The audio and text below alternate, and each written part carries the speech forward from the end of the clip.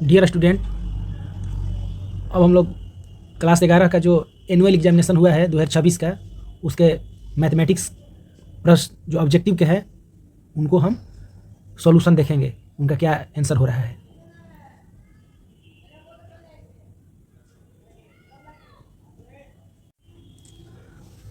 यहाँ पर ए बराबर ये समुच्चय 1 2 दिया गया है और बी बराबर दिया गया 2 3 4। यहाँ पर समुच्चयों का सम निकालना है, तो ए यूनियन बी बराबर क्या होगा? तो ए यूनियन बी बराबर होगा, ये जो डी नंबर ऑप्शन दिया है 1 2 3 4, ये वाला इसका आंसर होगा 1 2 3 4। इसको थोड़ा मोटा कर लेते हैं, सॉरी, अब ठीक है।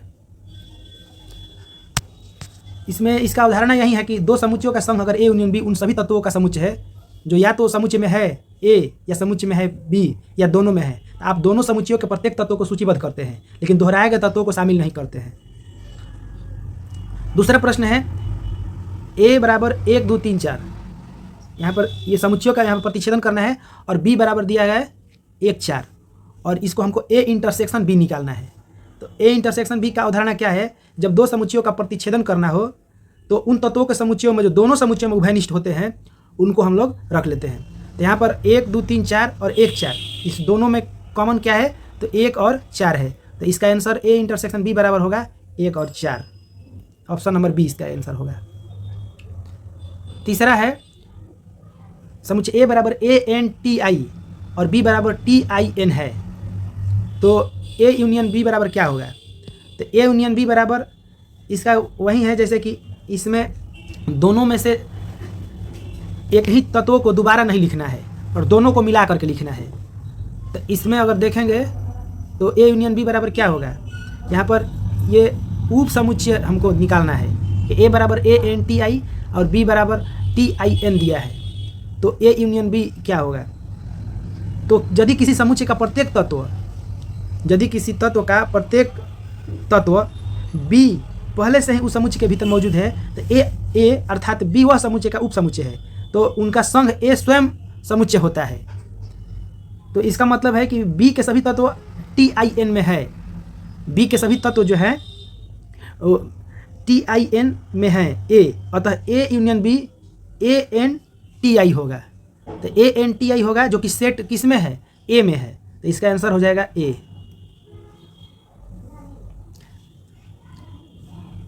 यहाँ पर दिया गया है समुच्चय ए बराबर S C H O L और बी बराबर दिया गया A L C O H, तो ए इंटरसेक्शन बी बराबर क्या होगा? इसमें हमको दोनों में से जो कॉमन है उसको लेना है।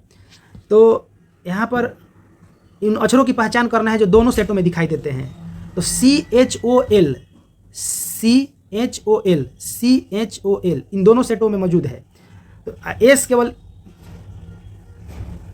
ए में है और ए जो है केवल बी में है, तो इसका आंसर क्या होगा? इसका आंसर होगा C H O L, option number B.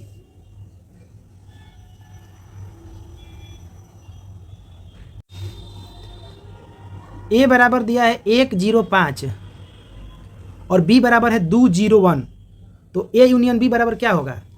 तो ये जो होगा दोनों में मौजूद होना चाहिए, तो 1 और 0 जो है ये दोनों में मौजूद है, इसलिए इसका आंसर ऑप्शन सी होगा 1 और 0।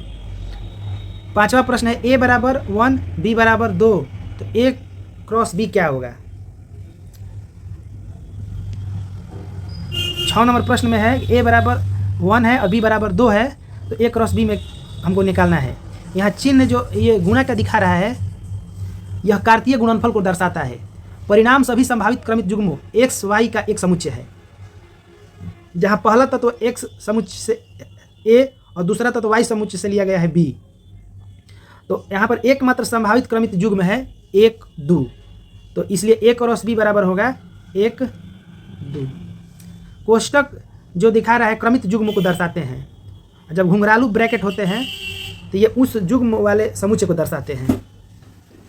कोष्टक जो होता है, जैसे ये कोष्टक इसमें दिया गया है इस ऐसे वाला, तो ये क्रमित युग्म को दर्शाते हैं, जबकि ये जो घुंघरालू वाला जो होते हैं ऐसे, ये जो है घुंघरालू ब्रैकेट, ये उस युग्म वाले समुच्चय को दर्शाते हैं।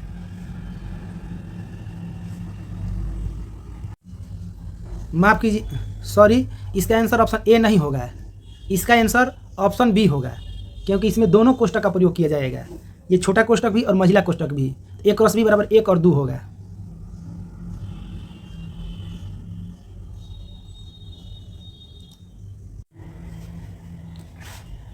सातवें प्रश्न में भी समुच्चयों का कार्तीय गुणनफल को दिखाया गया है, जहाँ समुच्चय ए बराबर 1, 2 और बी बराबर 3, 4 दिया गया है और हमको कार्तीय गुणनफल ए क्रॉस बी निकालना है। तो इसमें जो है कार्तीय गुणनफल ए क्रॉस बी उन सभी क्रमित युग्मों का समुच्चय होता है, जैसे कि ए और बी करके।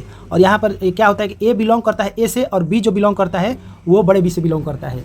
तो क्रमशः सेट एक में जो दिया गया है ए के दोनों तत्व 1, 2 और जो बी में दिया गया है 3, 4, इन दोनों तत्वों सेट में मौजूद होना चाहिए। जैसे 1, 3, 1 से 3 हो गया और 1, 4, फिर 2, 3 और 2, 4। तो 1, 3, 1, 4, 2, 3, 2, 4। तो इसका परिणाम जो आंसर होगा वो सी आंसर होगा इसका।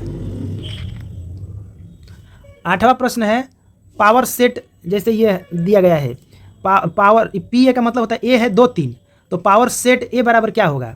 तो पावर सेट पी ए के सभी उप समुच्चयों का सेट है। ए जिसमें रिक्त सेट फाई और स्वयं सेट भी शामिल है। तो इसमें शून्य तत्व वाला उपसमुच्चय जिसको रिक्त समुच्चय लेते हैं, और एक तत्व वाला उपसमुच्चय जैसे 1, 2 हो गया और 1, 3 हो गया। फिर 2 तत्व वाला में जैसे हो जाएगा 2, 3। तो इसका अगर सही विकल्प देखेंगे तो इसमें जैसे ए नंबर ऑप्शन में जो है दिया गया वो हो गया। जैसे 2 ले लिए, फिर 3 ले लिए, फिर 2, 3 ले लिए और फिर एक फाई यानी रिक्त समुच्चय ले लिए। तो इसका सही विकल्प जो है ऑप्शन ए है। 180 डिग्री का मान यहाँ पर बताना है। 180 डिग्री का मान, तो 180 डिग्री को हमको रेडियन में परिवर्तित करने के लिए हमें निम्न संबंध का उपयोग करते हैं। तो पाई बराबर क्या होता है? पाई बराबर होता है 180 डिग्री, पाई बराबर होता है 180 डिग्री। तो त्रिकोणमिति के परिभाषा के अनुसार डिग्री 180 डिग्री का एक सरल कोण पाई रेडियन के बिल्कुल बराबर होता है, इसके बराबर होता है। तो 180 डिग्री बराबर क्या होगा? पाई होगा।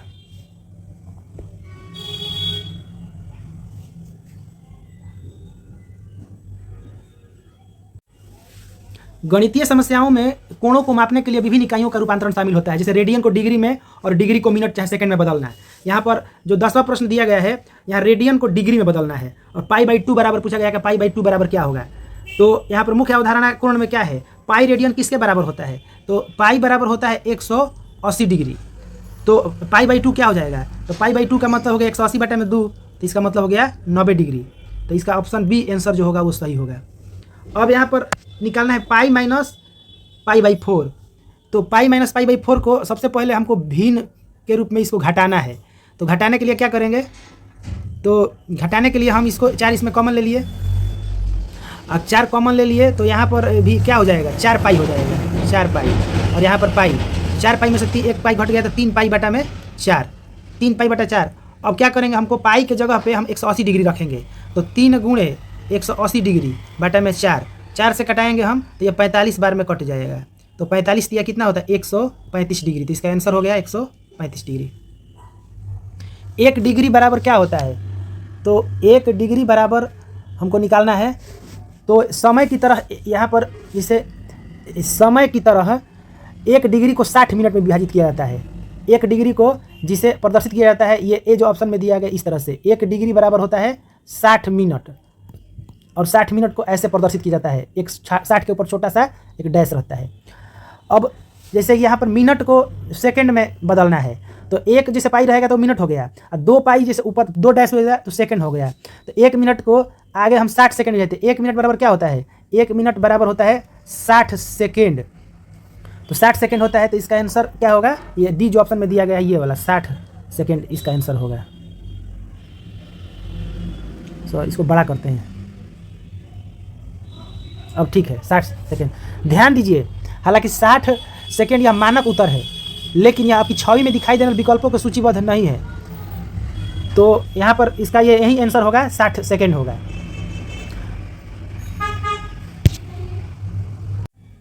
चौदह नंबर प्रश्न है साइन पाई बराबर क्या होगा?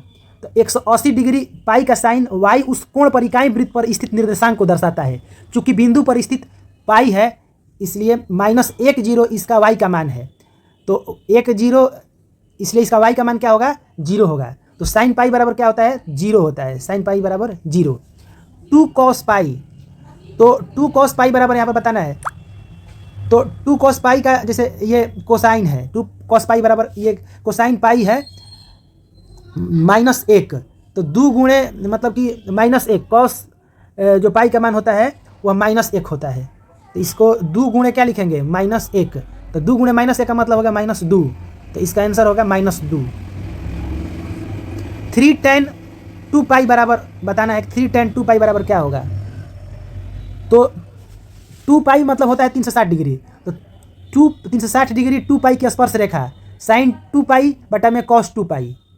जैसे tan 2 पाई को हम क्या लिख सकते हैं, sin 2 पाई बटा में cos 2 पाई। इस प्रकार चूंकि sin 2 पाई बराबर क्या होता है, तो sin 2 पाई बराबर होता है 0, sin 2 पाई बराबर 0 और cos 2 पाई बराबर 1 होता है। sin 2 पाई बराबर 0 और cos 2 पाई बराबर होता है 1, तो tan 2 पाई बराबर क्या होगा, tan 2 पाई बराबर होता है 0, क्योंकि तो इस तरह से 3 गुणे 0 बराबर 0, जो कि ऑप्शन सी पे दिया गया है। 2 sin 3 पाई बटा 2, तो ये 3 पाई बटा 2 जो 2 है यह 270 डिग्री का मान है, 270 डिग्री। इकाई वृत्त के निचले भाग बिंदु पर स्थित है, ये 0 -1 का, इसलिए sin 3 पाई बटा 2 बराबर होगा -1 होगा, तो 2 गुणे -1 बराबर -2, विकल्प बी।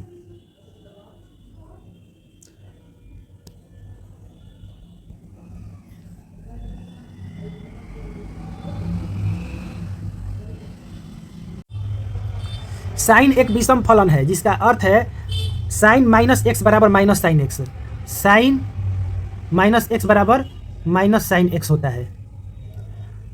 तो इकाई वृत्त में एक ऋणात्मक कोण -θ जो चौथे चतुर्थांश में चला जाता है, जहाँ y निर्देशांक साइन ऋणात्मक होता है, इसलिए साइन -θ बराबर -sin θ होता है। cos -θ तो कोसाइन का एक सम फंक्शन है जिसका अर्थ है cos -x बराबर cos x, तो यहाँ पर cos -θ बराबर cos θ होगा, तो ये ए नंबर ऑप्शन होगा।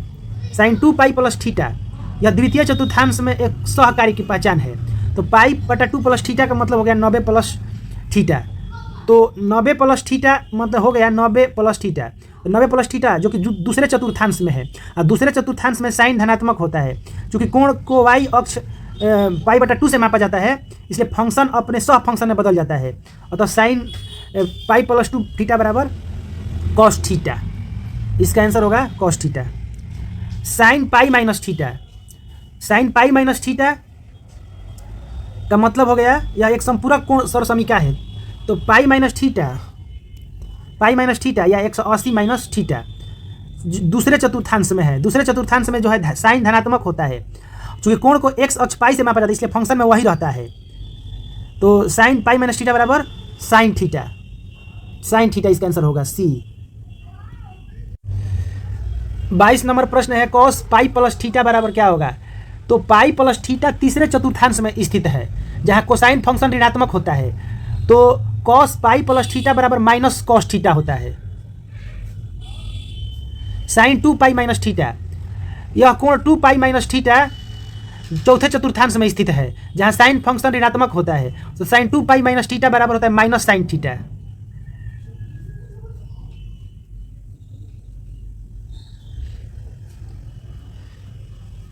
cos 2 पाई माइनस थीटा यह कोण 2 पाई माइनस थीटा जो है चौथे चतुर्थांश में स्थित है जहां कोसाइन फंक्शन धनात्मक होता है, तो cos 2 पाई माइनस थीटा बराबर cos थीटा होता है, ऑप्शन नंबर ए सही विकल्प है। Sign A into sine B और cos A into cos B, यहाँ कोसाइन के लिए एक मानक संयुक्त कोण सूत्र है, इसे अक्सर इस प्रकार लिखा जाता है cos A into cos B plus sine A into sine B. इसकी पहचान है कॉस ए माइनस बी का, कॉस ए माइनस बी इसका आंसर होगा ए नंबर ऑप्शन में जो दिया गया है cos A minus B. Cos A minus B बराबर होता है cos A into cos B plus sine A into sine B. Sine A into cos B और cos A into sine B, यह साइन कोण का मानक यौगिक कोण सूत्र है, और साइन ए माइनस बी बराबर होता है sign A into cos B या cos A into sine B, तो साइन ए माइनस बी का ये सूत्र है। 27 नंबर क्वेश्चन है 2 sin theta into cos theta.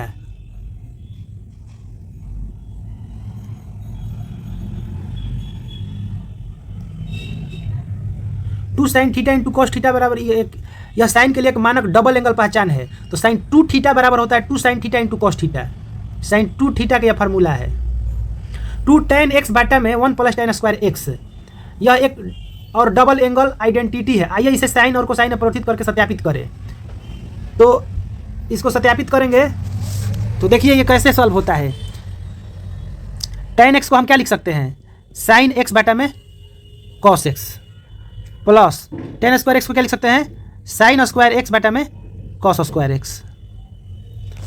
अब आगे इसको आगे हल करते हैं तो 2 साइन एक्स बाटा में cos x, cos square x plus sine square x बाटा में कॉस स्क्वायर एक्स। तो 2 साइन एक्स बाटा में कॉस एक्स, 1 बाटा में कॉस स्क्वायर एक्स। तो एक कॉस और कॉस कट जाएगा, तो कॉस कॉस कट जाएगा तो क्या बचेगा, बराबर 2 साइन एक्स।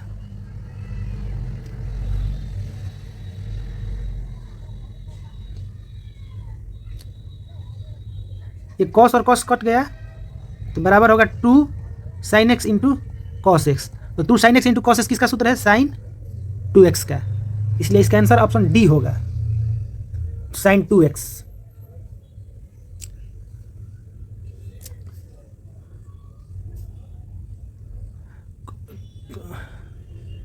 cos 2x हमको निकालना है। तो इसके कई रूप होते हैं। एक सामान्य रूप से जिसके संदर्भ में व्यक्त किया जा सकता है tan x, वह इस प्रकार है। तो cos 2x बराबर 1 माइनस tan स्क्वायर एक्स बाटा में 1 प्लस tan स्क्वायर एक्स। तो जो ऑप्शन जो दूसरा नंबर दिया गया है यही इसका आंसर होगा। साइन 2x बराबर, साइन का डबल एंगल फार्मूला है, साइन 2x बराबर 2 sine X into cos X. 3 sine X minus 4 sine cube X बराबर, यह साइन के लिए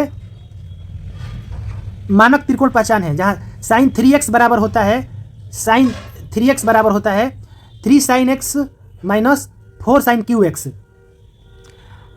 32 नंबर प्रश्न है 4 cos cube x minus 3 cos X. तो ये 4 cos cube x minus 3 cos X जो होता है यह कोसाइन के लिए मानक त्रिगुण कोण पहचान है, जहां कॉस 3x बराबर होता है, कॉस 3x बराबर होता है 4 cos cube x minus 3 cos x. 33 number है tan cube x minus 3 tan x बाटा में 3 tan स्क्वायर एक्स माइनस 1। यह मानक सूत्र tan 3x है, क्योंकि tan 3x बराबर होता है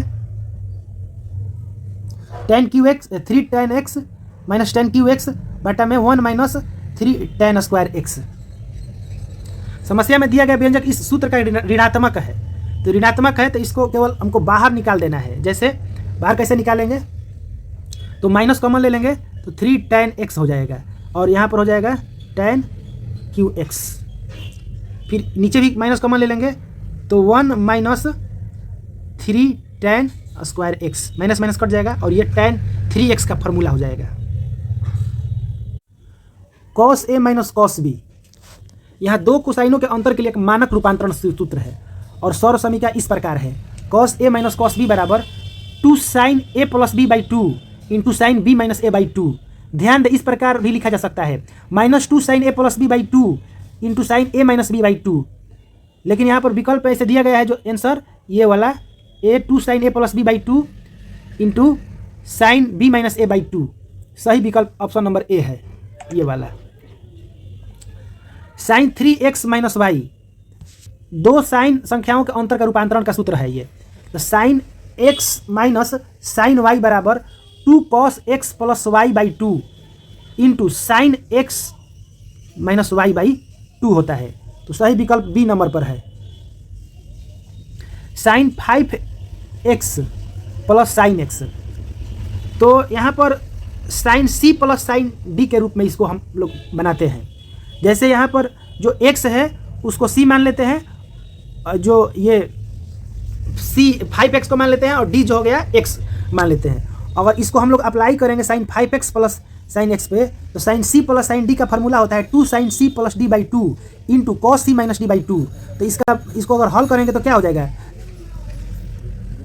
हल करेंगे तो हो जाएगा 2 साइन 5x प्लस एक्स बटा में 2 into cos 5x minus x बटा में 2। फिर ये 6x बटा में 2 हो जाएगा और ये 4x बटा में 2 हो जाएगा।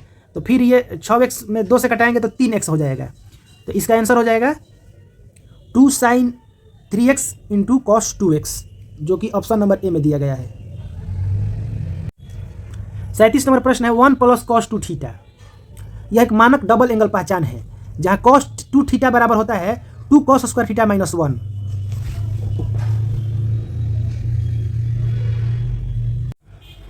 आइए इसको सॉल्व करते हैं।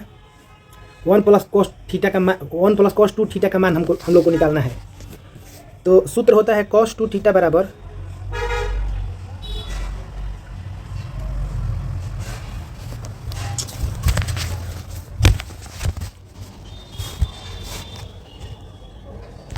कॉस 2 थीटा बराबर होता है 2 कॉस स्क्वायर थीटा माइनस 1।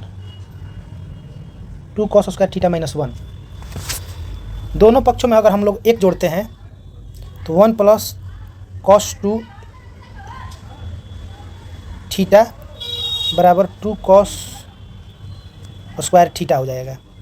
तो इसका आंसर क्या हो जाएगा 2 कॉस स्क्वायर थीटा। 38 नंबर प्रश्न है 1 माइनस कॉस 2x बटा में 2। यह कोसाइन के लिए डबल एंगल पहचान का एक अन्य संस्करण से लिया गया है।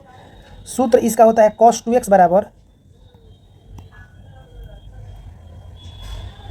बराबर 1 माइनस 2 साइन स्क्वायर एक्स। तो 2 साइन स्क्वायर एक्स बराबर क्या हो जाएगा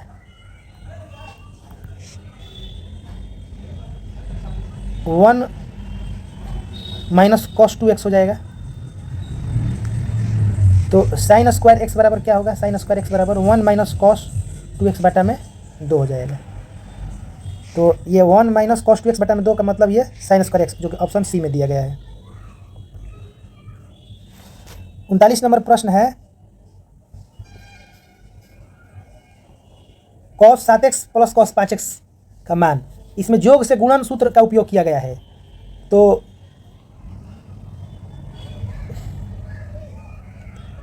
cos A plus cos B बराबर होता है 2 cos A plus B by 2 into cos A minus B by 2। तो यहाँ ए को हम लोग 7x मान लेंगे और बी को मान लेंगे 5x। तो ए प्लस बी बाई 2 क्या होगा तो ए प्लस बी बाई 2 हो जाएगा 7x प्लस 5x बटा में 2 बराबर 12x बटा में 2 बराबर 6x। और ए माइनस बी बाई 2 हो जाएगा 7x माइनस 5x बटा में 2 बराबर हो जाएगा 2x बटा में 2 बराबर x हो जाएगा। तो 2 cos 6x into cos X हो जाएगा। 2 cos 6x into cos x.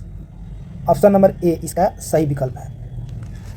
40 number प्रश्न है 7 sign 7x plus sign 5x। तो इसमें साइन ए प्लस बी बराबर होता है 2 sine A plus B by 2 into cos A minus B by 2। A को हम लोग यहाँ पर भी 7x मान लेंगे और बी को मान लेंगे 5x। और उससे सॉल्व करेंगे तो ए प्लस बी बाई 2 इसमें भी हो जाएगा ये 6x और ए माइनस बी बाई 2 हो जाएगा x। तो इसका परिणाम जो आएगा 2 साइन 6x इंटू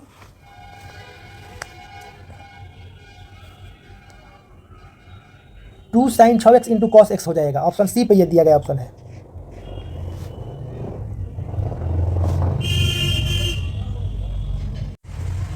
इकतालीस नंबर प्रश्न दिया है कि प्रथम n विषम प्रकृत संख्याओं का योग है। जैसे 1 + 3 + 7 करके ये 2n - 1 करता है। यह एक अंकगणितीय अनुक्रम AP है। यहाँ प्रथम पद 1 है और इसका सामान्य अंतर d जो 2 है और पदों की संख्या n तक है और अंतिम पद जो है l वह 2n - n है, 2n - 1 है। तो समांतर श्रेणी का योगफल क्या होता है Sn बराबर होता है n/2 2a + l। समांतर श्रेणी का यह योगफल का सूत्र है Sn बराबर n/2 a + l। तो n/2 यहाँ पर n/2 रखेंगे और a का मान 1 है और l जो है 2n - 1 है।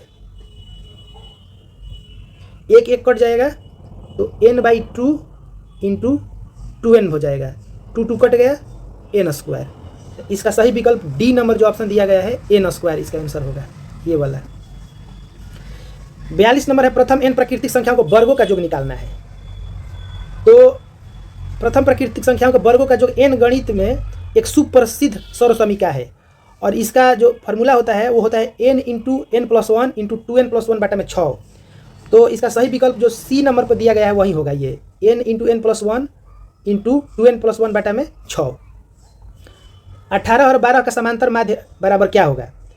तो 18 और 12 का समांतर माध्य दो संख्याओं का अंकगणितीय माध्य उन्हें आपस में जोड़कर 2 से भाग देकर निकाला जाता है, और ये सूत्र होता है a+b/2। तो 18 + 12 को हम लोग जोड़ेंगे, 18 + 12 बटा में 2 यानी 30 बटा में 2 बराबर 15। तो विकल्प डी पर इसका आंसर है 15। 15 और 78 का समांतर माध्य निकालना है, तो फिर उसी तरह से कर देना है, 15 78 जोड़ के 2 से भाग दे देना है। तो 15 78 93 हो जाएगा, 93 बटा में 2 यानी 46.5 इसका आंसर हो जाएगा, ऑप्शन डी। अनुक्रम 11 22 33 जो है 44 इसका 11वां पद निकालना है। तो यह अंकगणितीय अनुक्रम जो है ये एपी में है, ये किस में है? तो एपी में है, ये तो एपी में है। तो इसको निकालने के लिए हम लोग इसमें देखते हैं कि प्रथम पद क्या है। तो इसका प्रथम पद a बराबर 11 है और सार्व अंतर d बराबर भी 11 है। 22 में से 11 घटा देंगे और यहाँ पर हमको एनवां पद an ज्ञात करना है, तो जो कि हमको an ज्ञात करना है और n बराबर 11 दिया है। तो nवें पद का जो सूत्र होता है an बराबर होता है an बराबर a + n-1 इंटू डी होता है। तो a का मान यहाँ पर 11 है और n का मान भी 11 है, 11 - 1, और d का मान भी 11 है। तो 11 × 10 × 11, तो इसका आंसर अगर देखेंगे तो क्या हो जाएगा? तो 11 × 110, 110 में 11 जोड़ेंगे तो 121। कहाँ है? तो ऑप्शन नंबर सी पर यह 121 दिया गया है। 46 नंबर दिया है, अनुक्रम 7 21 35 49 का 7वां पद क्या होगा? तो यह भी एक अंकगणितीय प्रगति एपी है और यहाँ हमको 7वां पद ज्ञात करना है। तो 7वां पद हमको निकालना है a7 निकालना है। तो a7 निकालने के लिए क्या करेंगे? a का मान रखेंगे यहाँ 7a + n हो गया 7 - 1, d का मान 21 में से 7 घटाएंगे तो कितना हो जाएगा? तो 21 में से 7 घटाएंगे तो 14 हो जाएगा। इसको सॉल्व करेंगे तो 7 14 7 14 छक 84, 84 या 7 91, ए नंबर ऑप्शन इसका आंसर होगा।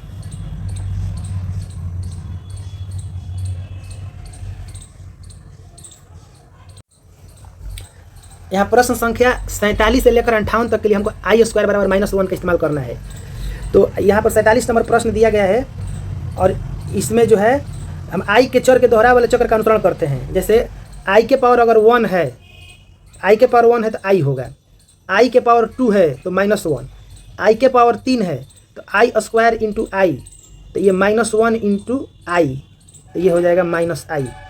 i के पावर 4, अगर i के पावर 4 है तो i² का स्क्वायर, तो -1 का स्क्वायर, तो ये +1 हो जाएगा। ये चीज़ हमको प्रश्न सॉल्व करते हुए ध्यान में रखना है, ठीक ना। तो i के पावर 10 अगर हमको निकालना होगा, ये भी ध्यान देना है कि i के पावर n में n से 4 से भाग दे और शेषफल जो r है उसको देखें। अगर r 0 है तो i के पावर n बराबर 1 होगा, यदि r 1 है तो i के पावर n बराबर i होगा, यदि r 2 है तो i के पावर n बराबर -1 होगा, यदि r बराबर 3 है तो i के पावर n बराबर -i होगा। ये चीज़ भी आप ध्यान रखेंगे।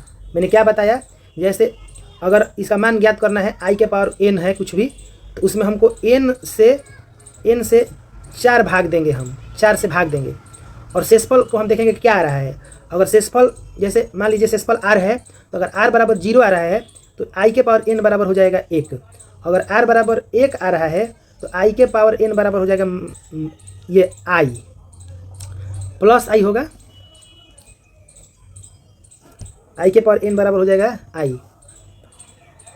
अगर r बराबर 2 है तो i के पावर n बराबर हो जाएगा -1, और अगर r बराबर 3 है तो i के पावर n बराबर हो जाएगा -i। ये ध्यान रखेंगे। अब हम लोग समाधान पे चलते हैं। i बराबर 10 है, तो i बराबर 10 है तो 10 को अगर 4 से भाग देंगे तो ये 2 बार में जाएगा और शेषफल हमको क्या बचेगा? 2। तो शेषफल 2 बच गया, तो इसका मतलब क्या होगा? -1, जो कि ऑप्शन बी पे दिया गया है। i के पावर 1000 है, तो i के पावर 1000 है तो 1000 में अगर हम 4 से भाग देंगे तो हमें शेषफल क्या बचेगा? ये 250 बार में कट जाएगा, शेषफल बचेगा 0। तो शेषफल 0 बचेगा, तो शेषफल 0 बचेगा तो उसका मान होगा 1। तो यहाँ पर एक जो ऑप्शन नंबर डी पे दिया है वही इसका आंसर होगा।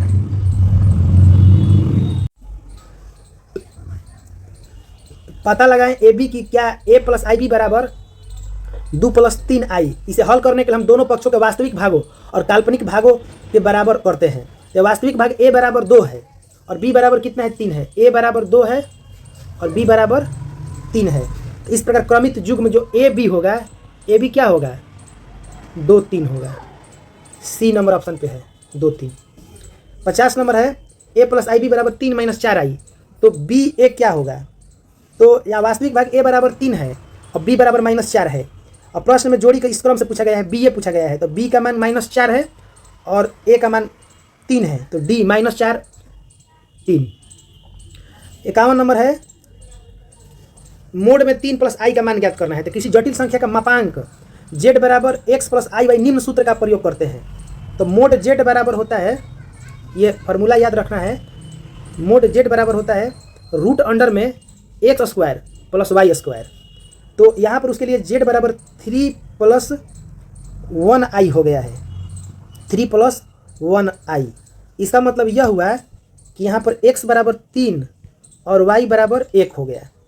तो 3 अगर इसको निकालेंगे मान तो 3 + i का मान क्या होगा √अंडर में 3² + 1² यानी कि 9 + 1 यानी कि रूट में 10। तो विकल्प सी इसका सही आंसर है 10। 52 नंबर प्रश्न है 3 + 4i। तो उसी सूत्र का प्रयोग करके हमको करना है। तो √² x² + y² 9 तो 16 16 9 क्या होगा 25 और 25 का वर्गमूल 5 होता है। तो ऑप्शन डी इसका सही जवाब होगा। ऑप्शन नंबर जो डी है यही इसका सही होगा। 53 नंबर जटिल संख्या का मापांक यहाँ निकालना है। जैसे दिया गया है मोड में √5 + 3i। तो z बराबर bi इस प्रकार गणना किया जाता है कि मोड z बराबर √अंडर में a² + b²। यहाँ पर a का मान √5 है और b का मान 3 है। तो 2 चरणों में इसको हल करेंगे। जैसे मोड z बराबर क्या करेंगे हम इसको, तो मोड z बराबर हम इसको ऐसे निकालेंगे √² में a² + b²। a का मान √5 है तो √5 का होल स्क्वायर प्लस b जो है 3 है 3 का होल स्क्वायर। तो ये 25 हो जाएगा और 25 का रूट में मान होता है 5, ये हो जाएगा 9। तो 5 9 जोड़ेंगे तो हो जाएगा √14। इसका आंसर बी नंबर ऑप्शन पे दिया गया है √14। i के पावर 3 के पावर में पावर का पावर 4 दिया है। तो एक शर्त होता है शक्ति के नियम के अनुसार x के पावर a है और उसके पावर b है तो पावर का पावर को गुणा कर दिया जाता है। तो x के पावर a b हो जाएगा। ठीक उसी प्रकार अगर i के पावर 3 के पावर 4 है तो i के पावर ये 12 हो जाएगा। ये आयोटा है तो i के पावर ये 12 हो गया। तो इसको 4 से भाग देंगे तो इसमें कोई भी शेष नहीं बचेगा। जब कोई भी शेष नहीं बचेगा तो इसका मतलब 0 है। 0 का मतलब होता है 1। पावर अगर 0 है तो उसका मान 1 होता है। 2i के पावर 8 है तो इसको अलग अलग हमको करना होगा। पहले हम 2 के पावर 8 कर देते हैं, फिर i के पावर 8 कर देते हैं। 2 के पावर 8 का मान होता है 256 और i के पावर 8 4 से भाग देंगे कोई नहीं आएगा तो इसका मान हो जाएगा 1। तो गुणे 1 256 गुणे 1 बराबर 256। Option number A is right answer. 56 number दिया है i के पावर 256 - i²। तो सिंप्लीफाई करना है तो इसको simplify because 256 is divisible by 4 जो 256 है जो डिवाइजेबल बाई 4। तो 246 को डिवाइड करेंगे 4 से तो ये 64 बार में कटेगा। तो 64 बार में कटेगा तो कुछ भी शेष नहीं बचा। तो इसका मतलब हो गया यहाँ पर 1 हो गया और 1 और फिर माइनस i² का मान होता है -1 माइनस प्लस 1 और 1 जोड़ेंगे तो 2 हो जाएगा। इसका ऑप्शन सी इसका राइट आंसर है।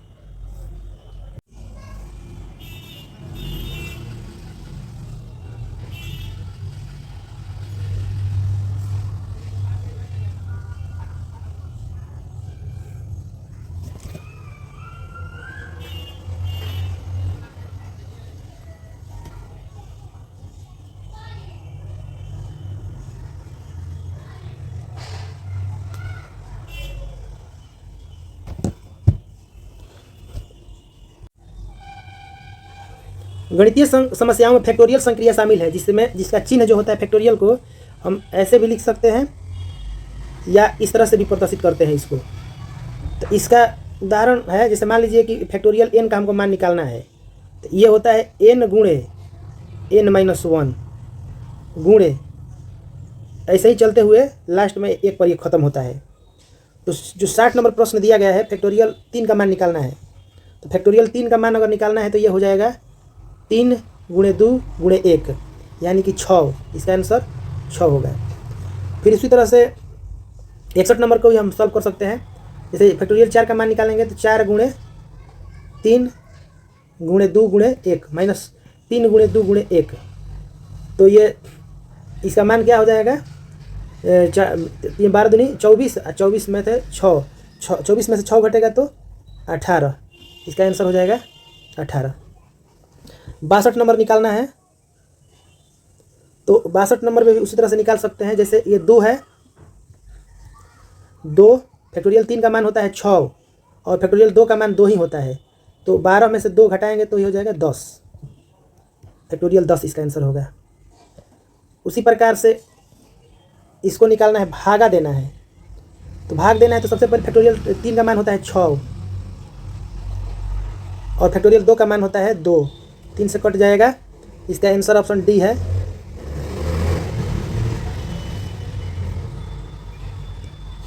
इसका आंसर डी हो जाएगा 3। 64 नंबर सवाल है, 3 गुणे फैक्टोरियल 2 का होल स्क्वायर करना है। फैक्टोरियल 2 का 2 ही होता है, 2 का स्क्वायर करेंगे तो 2 का स्क्वायर 2 को 2 बार लिखना है तो 12 हो जाएगा। ऑप्शन ए इसका राइट आंसर है।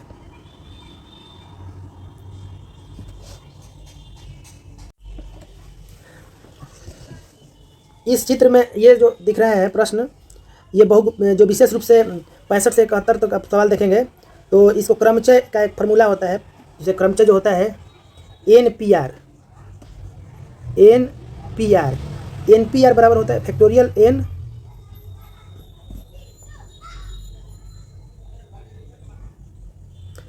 n बटा में फैक्टोरियल n माइनस r, ये क्रमचय का हो गया।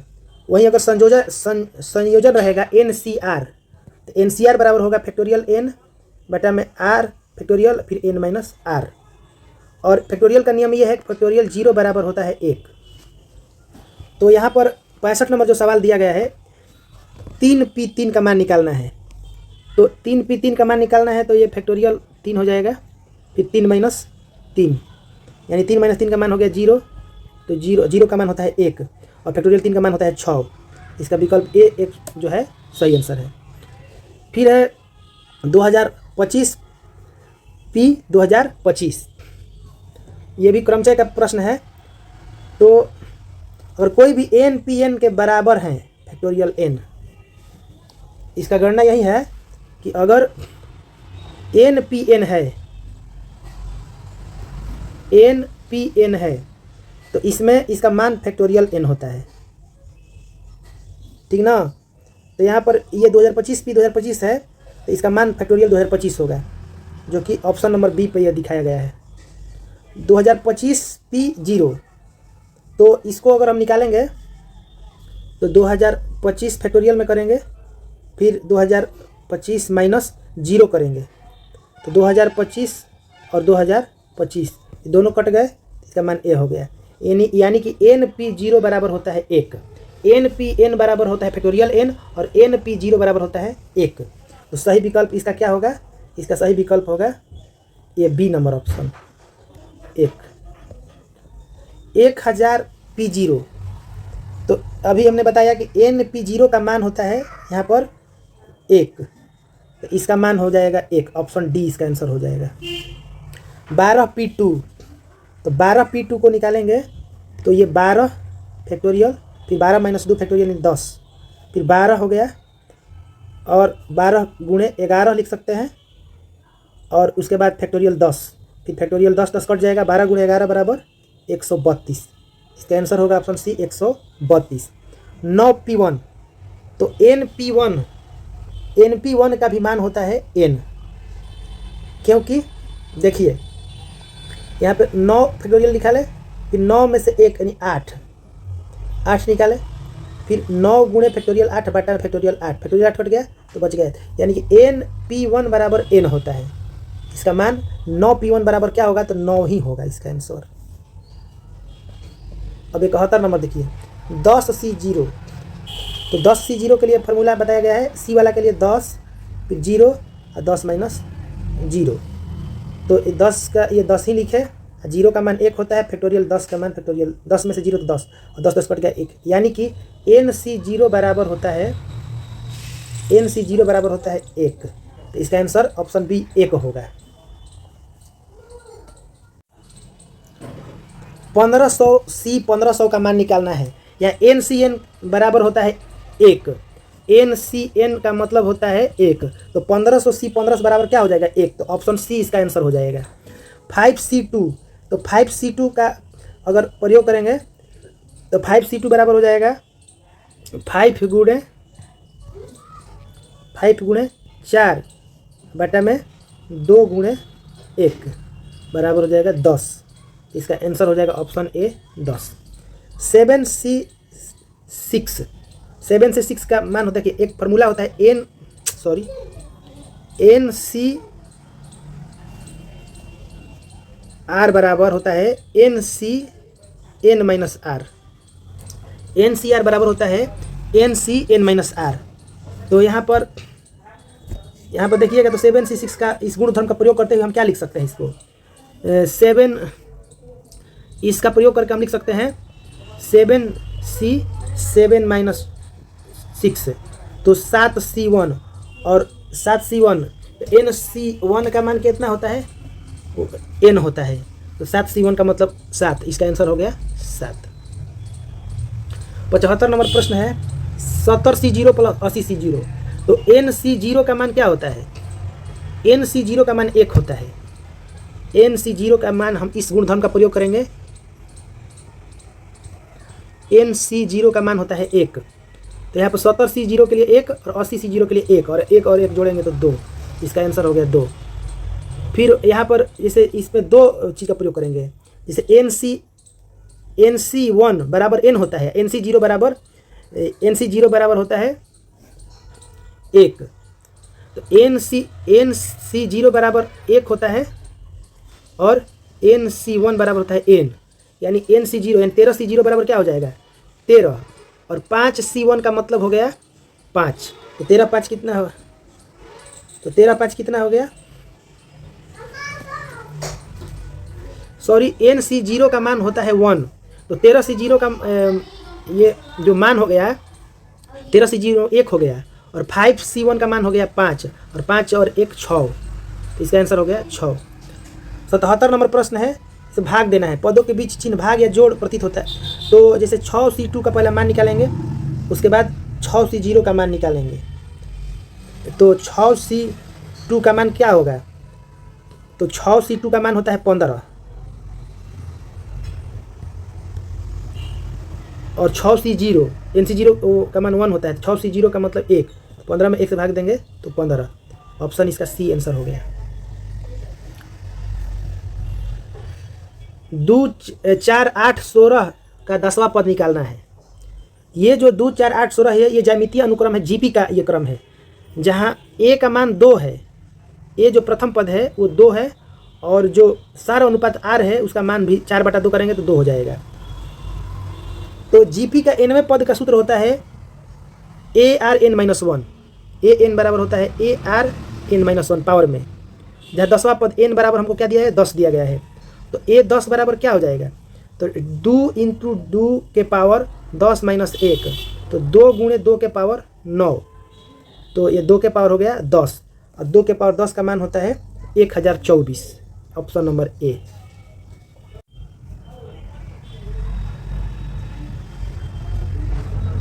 4 और 16 का गुणोत्तर माध्य निकालना है।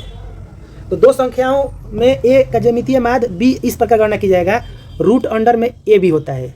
इसका आंसर रूट अंडर में ए बी के लिए हम 4 और 16 करेंगे तो इसमें हो जाएगा 4 × 16 बराबर 64, और 64 का मान होता है 8, तो इसका 8 आंसर हो गया।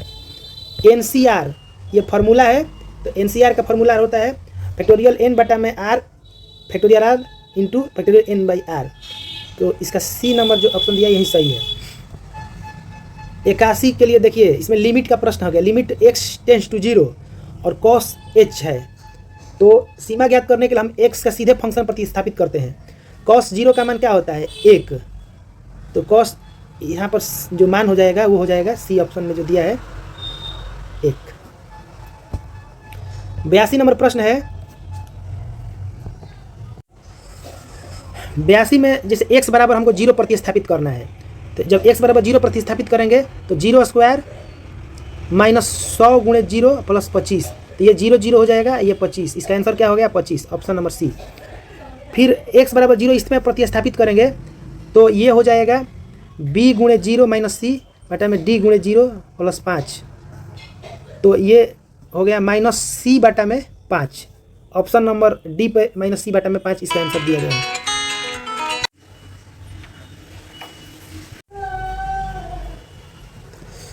यहाँ पर इसको अवकलन के लिए घात नियम का उपयोग करते हुए d, जैसे यहाँ पर होता है d by D x x के पावर n, तो उसका मान होता है d by D x x के पावर n है, तो n x n माइनस 1 होता है, तो यहाँ पर ये इसका मान क्या हो जाएगा 3x 3 माइनस 1, तो 3x स्क्वायर, तो ऑप्शन बी पर दिया गया 3x स्क्वायर।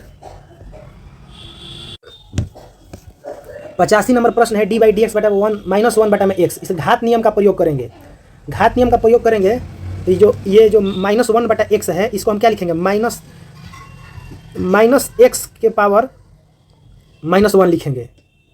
तो अगर इसको हम पुनः लिखते हैं तो क्या लिखेंगे माइनस 1 बाहर कर देंगे और x के पावर माइनस 1, तो माइनस एक्स माइनस 1, तो फिर ये हो जाएगा 1,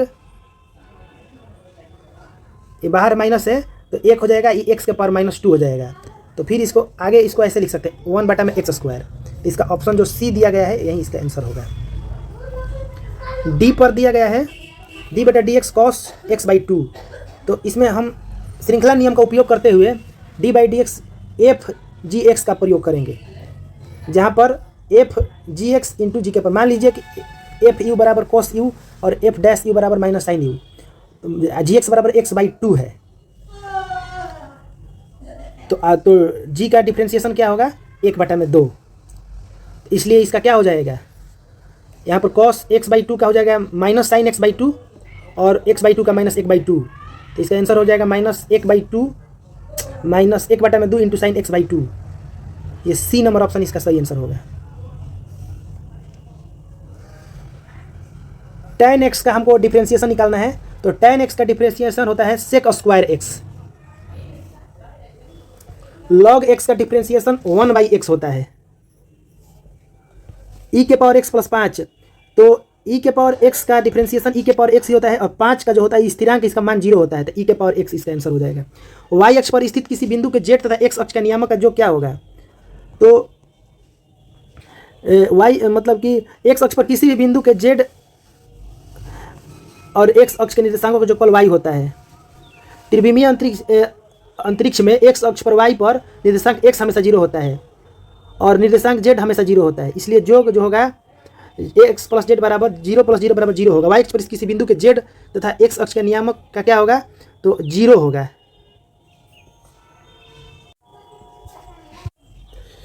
बिंदु -1 -2 -3 किस अष्टांक में स्थित है। अष्टांक निर्धारित करने के लिए चिन्हों का उपयोग किया जाता है। यहाँ यदि x, y और z तीनों ऋणात्मक हो तो बिंदु 7 अष्टांक में होता है। यहाँ बिंदु -1 -2 और -3 में तीनों निर्देशांक ऋणात्मक है, इसलिए सही विकल्प सी 7 होगा। बिंदु 2 -3 तथा -5 -1 -2 -3 के बीच की दूरी है, तो बीच के दूरी निकालना है, तो दूरी का सूत्र होता है √अंडर में x2 - x1 का whole square plus y2 - y1 का whole square plus z2 - z1 का होल स्क्वायर। तो इस पर गणना करेंगे तो इसका मान जो आएगा वो √14 आएगा। d by D x log x के पावर 5 निकालना है, तो चूंकि लॉग x के पावर a रहता है तो ये हो जाता है a लॉग x। उसी तरह से d by D x log x के पावर 5 है, तो ये हो जाएगा d by D x 5 log x। तो 5 तो बाहर निकल जाएगा और log x का मान होता है 1 बटा में x, इसका मान हो गया 5 बटा में x, इसलिए इसका आंसर हो जाएगा सी नंबर 5 बटा में x। 94 नंबर दिया है कि वृत्त x - 2 का whole square plus Y plus 3 का स्क्वायर बराबर 49 के केंद्र का नियामक निकालना है। तो वृत्त का मानक समीकरण होता है x माइनस एच का होल स्क्वायर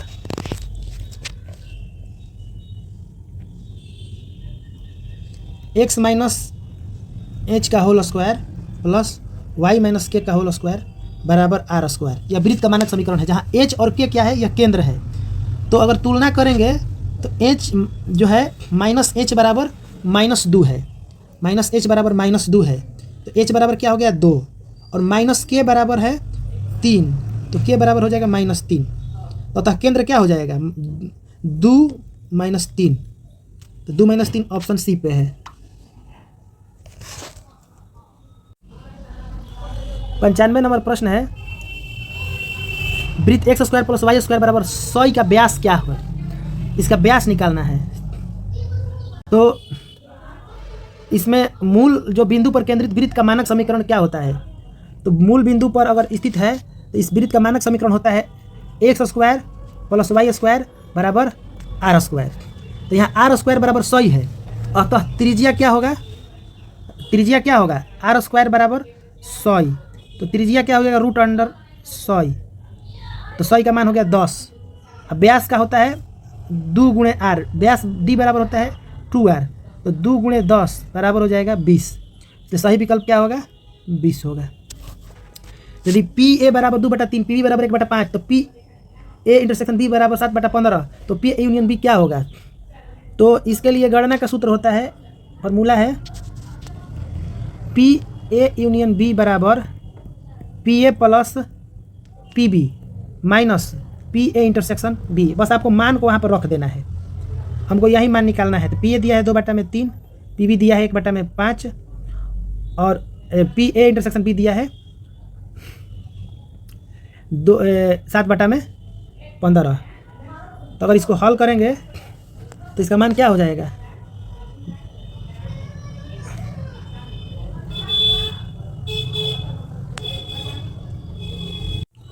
तो इसको सॉल्व करेंगे तो इसका आंसर हो जाएगा 6/15। और 6/15 को हल करेंगे तो ये हो जाएगा 2/5। 2/5 ऑप्शन नंबर बी पे दिया गया है।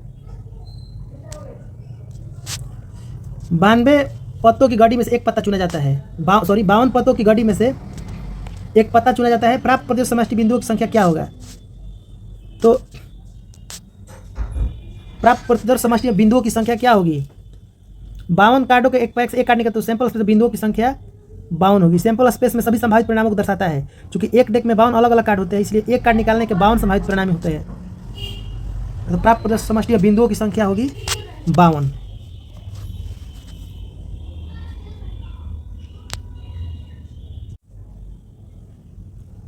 अंठानवे नंबर क्वेश्चन, एक सिक्के को 2 बार उछालने पर कम से कम एक बार पट आने की क्या प्रायिकता है। तो एक सिक्के को 2 बार उछालने पर कम से कम एक बार पट आने की प्रायिकता, जैसे कि इसमें कुल 4 परिणाम होंगे। एक सिक्का को 2 बार उछाला गया तो हो सकता है कि उसमें जैसे हेड हेड हो जाए, हेड टेल हो जाए, या टेल हेड हो जाए, या टेल टेल हो जाए। तो कम से कम एक पट का मतलब है कि ये 1 या 2 पट। तो 1 या 2 पट, इसका मतलब है कि इसमें 3 हो गए, हेड टेल, टेल हेड और टेल टेल। तो ये जो हो जाएंगे अनुकूल संख्या कितने हो गए 3। तो प्रायिकता जो होगा वो कितना हो जाएगा 3/4, ऑप्शन नंबर सी 3/4। यदि प्रसरण बराबर 289 है तो मानक विचलन क्या होगा। इसका सूत्र जो होता है वो इस तरह से हम निकालते हैं। जैसे मानक विचलन निकालने के लिए, तो मानक विचलन निकालने के लिए इसको रूट के अंडर करते हैं। तो 289 को अगर रूट में करेंगे तो 17 गुणे 17 होता है, तो इसका मान 17, इसका आंसर हो जाएगा ये सी 17। इसका जो प्रश्न है 100 नंबर अंतिम सवाल, इसका हमको परिसर निकालना होता है। तो परिसर बराबर मतलब रेंज निकालना है। तो रेंज का मतलब होता है मैक्सिमम वैल्यू माइनस न्यूनतम, maximum value minus minimum value, उच्चतम सीमा माइनस न्यूनतम सीमा। तो इसमें उच्चतम सीमा कितना है, तो उच्चतम सीमा इसमें 91 है और न्यूनतम सीमा 0 है। तो 91 - 0 बराबर 91, तो इसका आंसर हो जाएगा 91। इसी के साथ इसका जो 100 प्रश्नों का जो ऑब्जेक्टिव प्रश्न था उसके सारे प्रश्न समाप्त होते हैं। आप लोग इसको पुनः एक बार फिर से रिवीजन कर सकते हैं। आप इसे अगर स्लो में है तो इसको आप स्पीड को बढ़ा भी सकते हैं, 1 बहे सवा 1.5 2 भी कर सकते हैं अगर आपको स्लो लग रहा है तो, और नहीं तो आपको समझ के पढ़ना है तो आप स्पीड कम करके भी पढ़ सकते हैं। तो मैंने इसको प्रयास किया है कि टोटल प्रश्न जो है 1 से लेकर के आपको 50 तक के प्रश्न है सबको मैंने हल करने का कोशिश किया है। अगर कहीं भी कोई त्रुटि होगा तो आप लोग देख लीजिए, कमेंट बॉक्स में हमको कमेंट करिएगा, क्योंकि ह्यूमन एरर हो जाता है। तो चलिए हम लोग अब अगले टॉपिक पर बात करेंगे, अगले जो पेपर है उसको सॉल्व करने का प्रयास करते हैं। विदा दीजिए, धन्यवाद।